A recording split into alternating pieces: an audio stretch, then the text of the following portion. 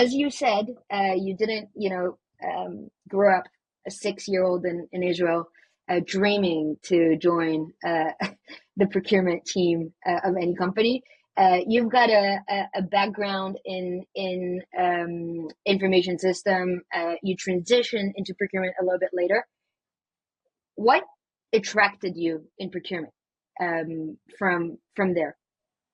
Yeah. So as I said, I got to procurement by accident. Many years ago, I was looking for a new job and I saw an opportunity to join. And I was obviously looking for something in the area of industrial engineering, project management, budgets, etc., something that was related to my background. And there was this super cool tech company back in 2011 with electric cars, which was not that common as they are today. And it was a 1-year temporary position in procurement. And I didn't know exactly what it is, but I just thought it would be super cool working in a company like this. It just looked so futuristic for me, which is also something, as I said, I love everything that is out of the ordinary and not just the standard stuff. And so I said, okay, worst case scenario, I'm going to waste a year of my time. And that's how I got into procurement. That's the role that I did there. It was an amazing year. And after that,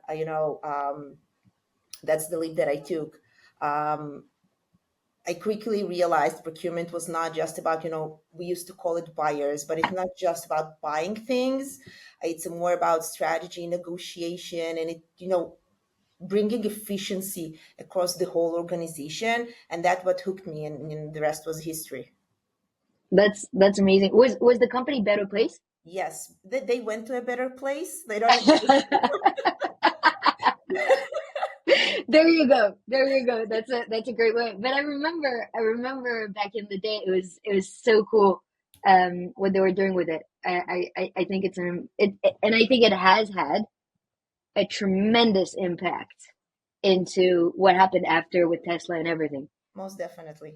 Most definitely. It's amazing. What attracted you? So you joined AppsFlyer.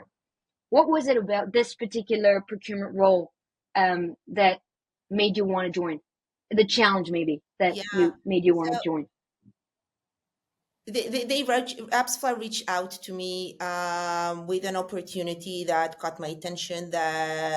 And the reason why it caught my attention is that it wasn't about replacing someone in his role in procurement, but it was about building the global procurement function from the ground up, and creating something that was entirely mine, shaping it based on how my vision and my approach. That's what hooked me up. I didn't know AppsFlyer at that time, so obviously before I made the decision, I talked with people in the industry, and I had a clear sense that AppsFlyer was a fast-moving, innovative company that was eager to embrace new ways of work, and that showed me that they will be willing to open up to new ways of work, and allowing me to build procurement based on my vision. That level of autonomy combined with the company's culture, that made my choice very easy. What would be your advice? I'm curious on, let's say you're a company, you're a CFO, and you're kind of thinking, okay, it's time. We need to put costs under control. What is a good way of positioning the role to attract someone like you? I'm gonna say something that may not be politically correct to all. Oh, I'm interviewing someone in Israel. I don't want politically correct. No. What I mean is that, I always say procurement, it's something everyone can do procurement, okay? Negotiating or bargaining, it's something that we've been doing since we were very young with our parents at the market when we buy stuff, right? So buying stuff, it's something, some do it better, some do it not so good, but it's something that you can come up with, right? On average in Israel, people do it really good. But when I was hiring, for example, for my team, something and it connects to what you asked. I was always looking for people who are who can see the wider picture, who are not part of that square called procurement, and they're not stepping out. Oh no, that's not in my square. That's outside of my R&R or whatever. They can see the end-to-end process. They are visionary. They can see beyond of what it's done now. It's about seeing where I see the company, where I see myself, where I see the business 1 year, 2 years, 3 years from now, what needs to be done to get there, and then getting there.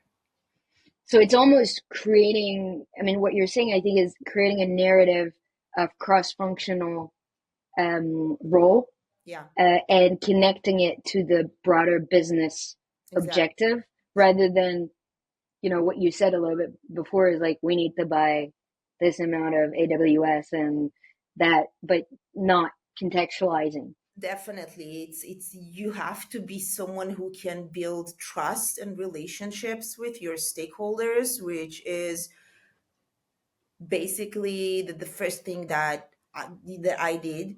Procurement is about partnerships. You're not a silo. You cannot work on your own. You're working closely, and that has to be a priority to connect with your stakeholders, understand their pain points. It's not just about compliance. No, you can't do this. It is against policy. We're not police. We're enablers to the business, right? So That's a great way to put it. It's, positioning it as an enabler to the business that has a cross-functional view. I think that puts it beautifully.